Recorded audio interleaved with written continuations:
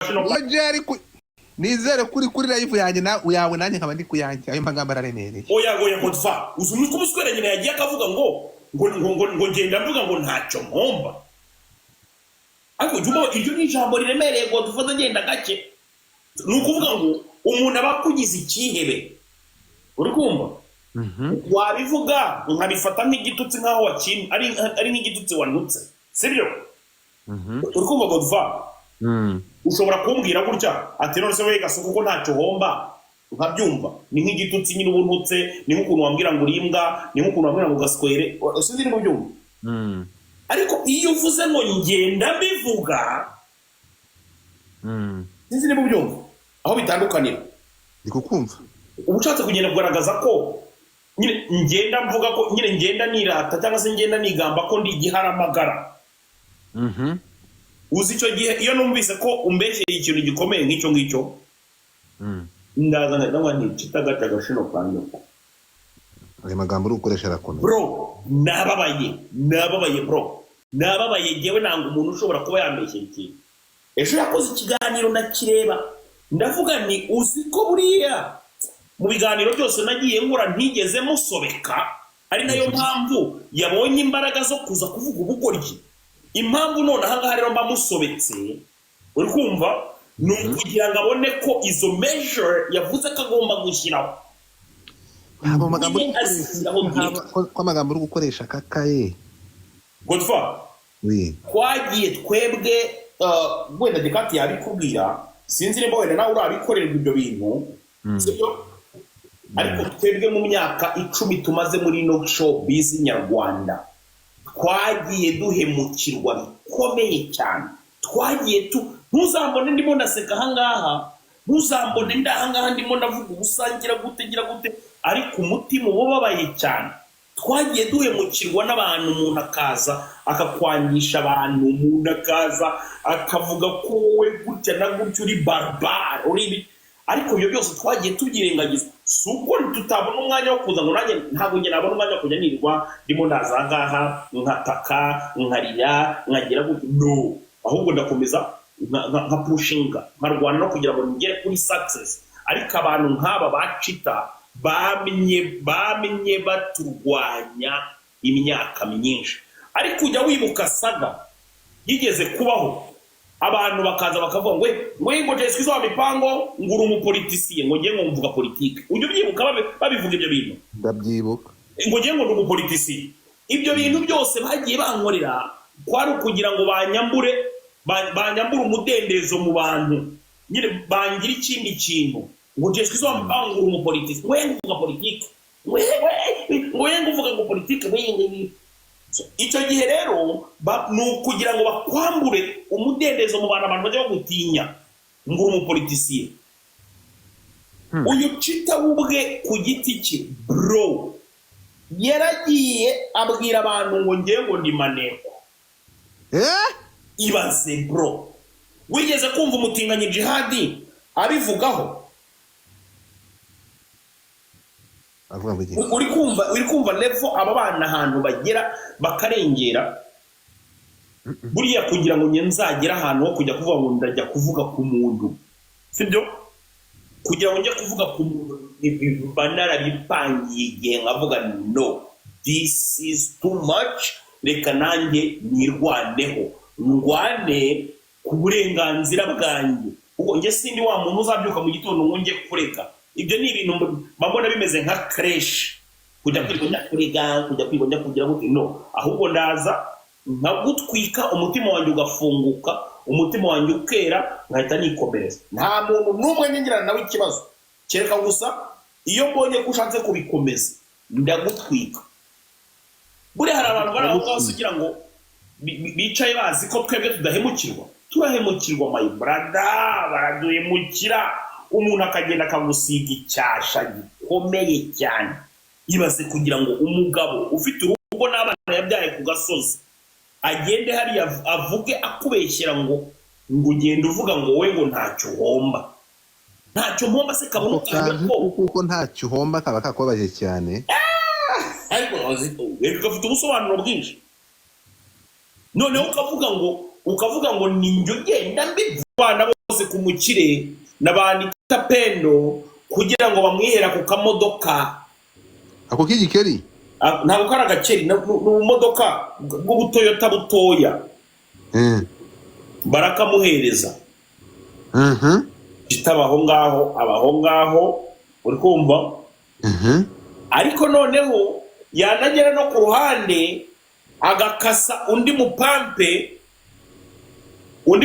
wagiraga gute wagendanaga n'uwo mubosi ngo ni Dova bita Fideli ubu ngubu usigaye ufite company ikora ibintu bijyanye na rental car no gukodesha amantuza no gukodesha amapartema n'ibiki byose ahubwo abantu muze kuzagana Fido car rental rwadumba ruri kunyereka buretse gato dumba Godfa buretse gato noneho Chita akajya ashaka gucomeka umukire n'uwo mwana kandi umukire yakundaga uwo mwana w'umuhungu ntibyari gukunda uko niko byaje kurangira umukire atandukanye na Chita araza nsanga muri Marshall Real Estate kwa Marshall Real Estate noneho kugira ngo ubyumve neza Godfather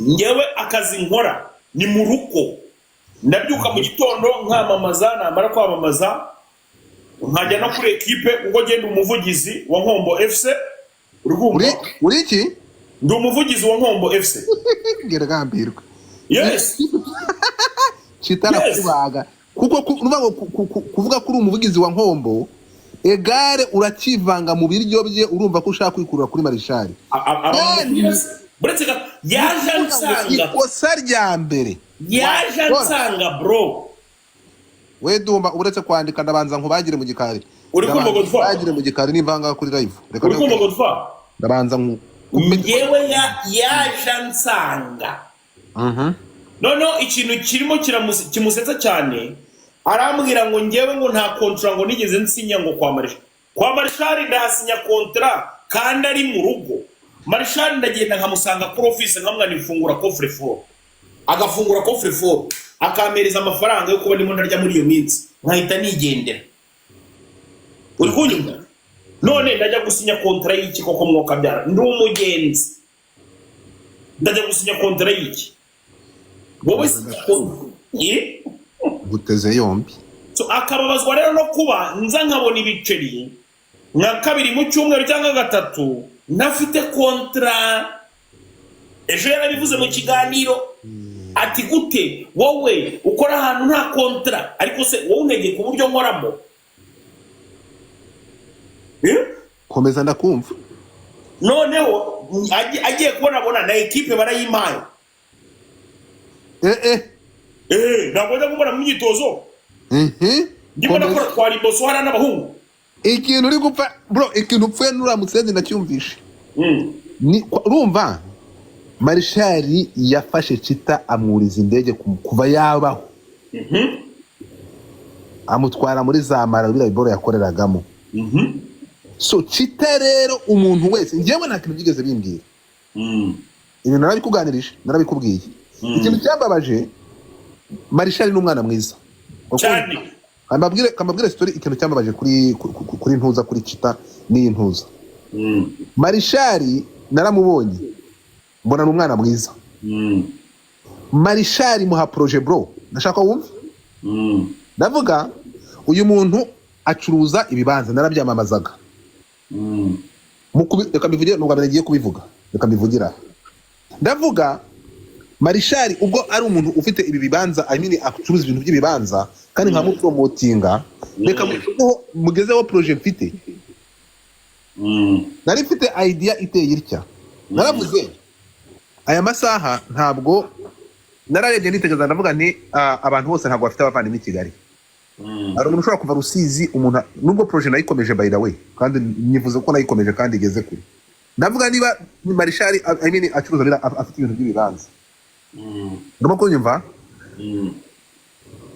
ndavuga nti muri umuntu mu bintu akora ugomba gushyiramo ibintu bya charity ngiye ku bintu bya charity ndariko urimo kumva none prophet hari message ngezeho reka manze ndangize iyi nkuru rayinsomera reka nyigusomere wakwihanganye gato utamvana mu murongo kuri witu yinsomera Marshall mugezaho project ndaravuga nti umuntu ucuruza ibibanza niba hari za Gahanga nanga za Kicukiro ashobora kuboneka ibibanza, ndavuga reka dukora ikintu cya charity, icyo dukora platform gusa. Ndavuga nti abantu kuko baza kurwaza abantu muri zira hopitale batandukanye, umuntu akava Icyangugu akava Rubavu akaza kurwaza umuntu hari nani CHK, usanga umuntu avuye hari nawe yararwaye bitewe nuko ntagabona nto gukarabira, ibaze kuba mu bitaro ukwezi amezi abiri. Ndavuga reka dukore ikintu umuntu yubake nk'akantu kaga hostel ka everybody, tukubake tugahereza akarere cyangwa umurenge hariya, then those people tubake nk'ibyumba 4-5 bifite dushe na toilette. Noneho umuntu ashiremo umukozi, bano bantu badafite umuryango i Kigali bari hara mu bitaro bagire ahantu ha hostel bajya gukarabira banaryama bafate nape. Aidanyereza Marshal arayikunda bro. Ndavuga nkatwe nicyo kintu umuntu ashobora gukora. That's gonna be good idea. Marshal arayikunda, aravuga ati I'm down. Bro, ngiyo projet nafitanye na Ntuza uramusenzi yagiye akanyamo. Itayahemukiye iyo projet yari ifite inyungu de fada. Sukos iyo projet yari ifite inyungu de. Yari projet ifitiye inyungu abanyarwanda muri rusange. Citaragenda aragambana abinyamo. Akazi karagarara. Ibyo ngibyo nta kintu byari bintwaye. Naje kumenya umuntu abimbwiye, aravuga ati biboro byawe ni Cita wabyishe. Ibyo ngibyo mbibona umutipe atangiye kugira ate kunkasa. Ibyo ngibyo ntabwo nigeze mbihumwaya cyane, ntabwo ndi kwivanga muri ibi bintu by the way. Cita mbere yuko afata akagaragaza ko abantu ari babi yabanje akareba ibintu akora. Noneho byaje gutungurana, mbonye abatipe abapeti bafite YouTube buto, abatipe bishakisha agera bakomanyiriza abana baraza barambwira ati Godfather Cita yadukomanyirije n'ibihumbi 20 twavanaga kurura mu kire, yatwirukanishije yatuvanyeyo. Wongera uvuge n'ibyo yakoreye Bishop Gafaranga. Ni bitubwire ni bihe? Ntabwo uzi ibyo Cita yakoreye Bishop Gafaranga se? Ntabwo mbizi. Bro, ntabwo ngenda nkurikira bira abatipe bari yaburiya. Ntabwo ngenda bikurikira. Abantu babyandike muri comment kugira ngo tubitangire nabyo tubyinjiremo. Ngewe ngiye guhaguruka ngo iyo ngiye kwinjira muri ntabwo nubwo berega nubwo numva gutyo ntabwo hari n'umuntu wasuye Bishop Gafaranga. Gafaranga aramubwira ngo ibintu Cita yankoreye mw'abantu. Abantu barabikwandikira muri comment kuko barabizi ibintu yamukoreye. Uwo niwe Cita, uwo niwe rero. So impamvu rero mwumva asakuza ngo branding ngo nibiki, abagira ngo abantu bataza kuza kumenya ibyo akora mu gikari. Muri saga ziriya saga ikintu cyagize gutanguranwa nimuza gukurikira Cita uzagenda umenya amakuru y'uburyo yagiye Bugande n'impanga ya Ngwino Ndebe. Byose tuzabishyira hanze se. Wese nishyashya. Komeza. Nibyo nkubwira rero uyu ngo ni Cita akomeza arwane n'ibyo arwana nabyo n'ubuzima bwe, ariko avuge ngo noneho hano Dildan yavuze ngo brandi turayinyemo. Ngo iki? Abantu bagomba kumenya ukuri, bagomba kuba bazi ukuri, mudusigira ibyasha byinshi tukabyihanganira, abantu bakadufata nkaho turi ba barbara, abantu umva Cita yari umugore wa Gafaranga. Soma iyo message ugiye gusoma numve.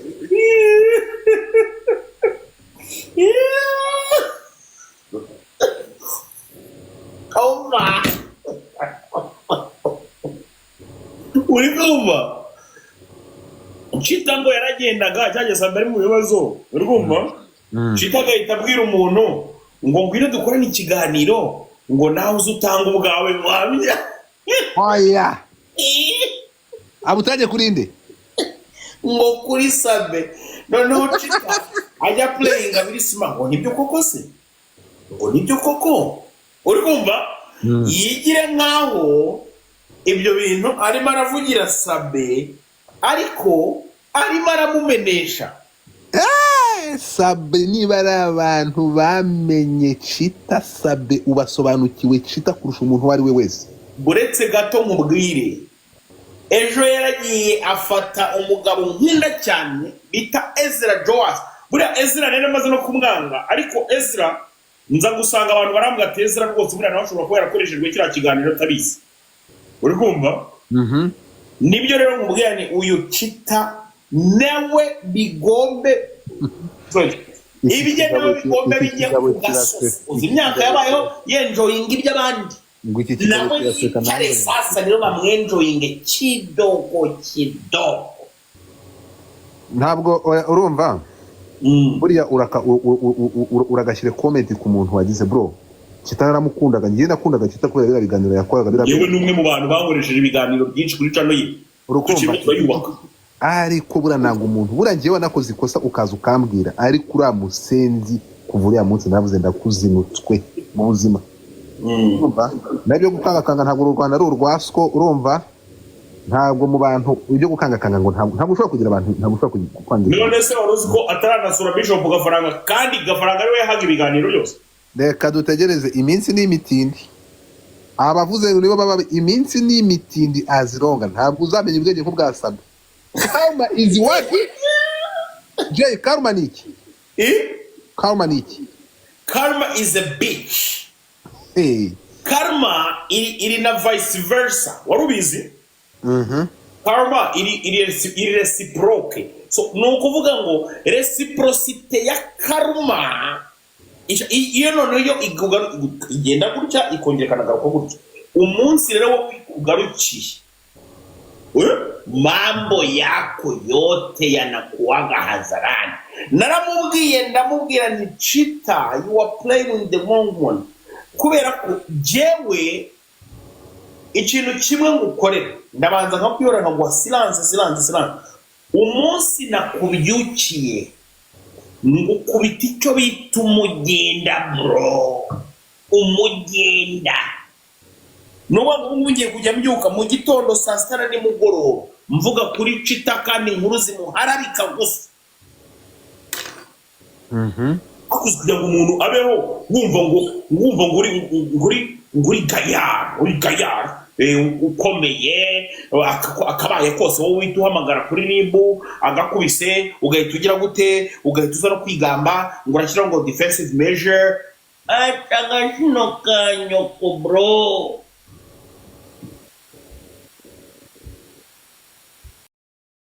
babigize ngo abantu ngo ngewe ngo brand yanjye ngo ngewe ngo nkora mu makwe ngo nibi ukora mu makwe uzakora no mu kabono uzwo abantu bajya bigira ukuntu mwana ukanajyana naho ngaho ukabeshya ngo nge narakubwiye ngo ntacyo mpomba mayo who's that Celine and 20 message wayisomye kazi gatuna n'umuntu ujye kwinjira guys I'm tapping the screen tap the screen I'm tapping the screen please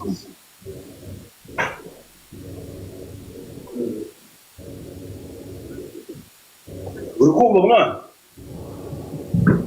uwo mukoboyi rero nta tolerance nimwe n'ubundi gucecekera nka Chita nta kintu na kimwe waba uri muri igura bro nta kintu na kimwe waba wigura nta kintu na kimwe bishobora kuba byagufasha ko wagenda ngo uceceke ngo Chita gakomeza akurunye ku mutwe aho kugira ngo rero umuntu nkuriye n'ubundi ntashobora kuzagira ikintu mukuraho kandi irirwa mvuga nabi ngende yarango mucecekere rwose yakada naza nanjye nkakubaga nigende ukajya uhura nabyo ibi bintu umva ikibazo mwe mugira urumva bro mwebwe hano muraza mukasana hano ntabwo ngiyewe nakwasaha